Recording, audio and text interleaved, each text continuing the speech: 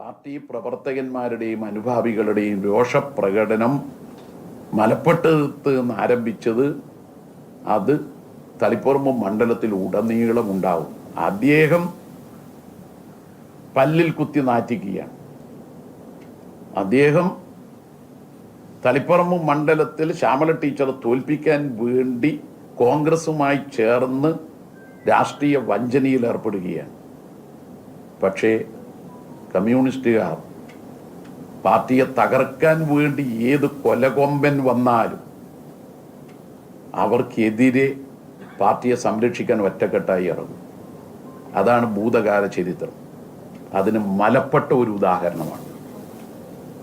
മലപ്പട്ടത്ത് കുറച്ചു മുമ്പ് പ്രതിപക്ഷ നേതാവ് നിയമസഭയിൽ അവിടുത്തെ ജനങ്ങളെ അപമാനിക്കുന്ന ഒരു പ്രസംഗം നടത്തി. ആ പ്രസംഗം മലപ്പട്ടത്തെ ജനങ്ങൾ മുഴുവൻ അപമാനിക്കുന്നതായിരുന്നു. അതിനെതിരെ ഒരു ആത്മാഭിമാന സദസ്സ് മലപ്പട്ടത്ത് നടത്തി. ഇപ്പോൾ കോൺഗ്രസിനോടൊപ്പം ചേരുന്ന പ്രതിപക്ഷ നേതാവ് അപമാനിച്ച, മലപ്പട്ടത്തെ ജനങ്ങളെ അപമാനിച്ച ആ പ്രശ്നത്തിൽ അന്ന് ആത്മാഭിമാന സദസ്സിൽ അധ്യക്ഷത വഹിച്ച് പ്രസംഗിച്ച ടി.കെ. ഗോവിന്ദൻ മാസ്റ്റർ ഇന്ന് അതേ പ്രതിപക്ഷ നേതാവിൻ്റെ പാർട്ടിക്കാരോടൊപ്പമാണ് ചേർന്ന് അപമാനിതനായി നിൽക്കുന്നത്. ആത്മാഭിമാന സദസ്സിൽ വ്യക്തമാക്കപ്പെട്ട മലപ്പട്ടത്തിന്റെ പാരമ്പര്യം എന്താ?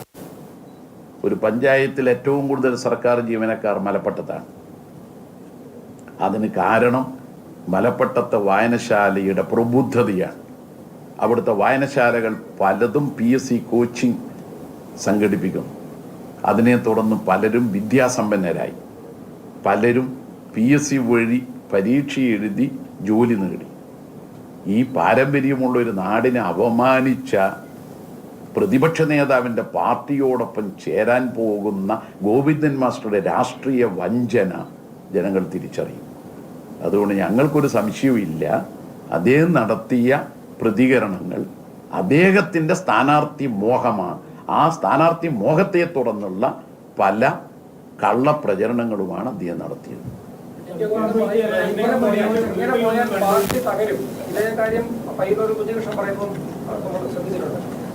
പറയുന്നത് നേരത്തെ ജനറൽ സെക്രട്ടറി പറഞ്ഞു, ഈ സ്ഥാനാർത്ഥിത്വത്തിന്റെ കാര്യത്തിലൊക്കെ ഒരു സംഘടനാ രീതിയുണ്ട്. ആ പ്രോസസ് ഒക്കെ അട്ടിമറിക്കപ്പെടുകയാണ്. ഏകപക്ഷീയമായ സംസ്ഥാന സെക്രട്ടറി ഈ രീതിയിൽ ഒരു പട്ടിക അവതരിപ്പിക്കുന്നു. മറ്റൊന്നും പറഞ്ഞിട്ട് പാർട്ടിക്ക് അകത്തൊരു ഫൈറ്റിന് സ്കോപ്പില്ല. അതുകൊണ്ട് പുറത്തു വരുന്ന വാർത്താസമ്മേളനം പറയും അത് പച്ചക്കള്ളാണ്. ആ പച്ചക്കള്ളാണെന്ന് മാത്രമല്ല, അവരെല്ലാം, അത് കുഞ്ഞികൃഷ്ണനായാലും ഗോവിന്ദൻ മാഷായാലും, പാർട്ടിയെ തിരുത്തിക്കാനെന്ന് പറഞ്ഞിട്ട് ഇപ്പൊ ശത്രുവിന്റെ കൂടെ നിന്ന് മത്സരിക്കുകയാണ്.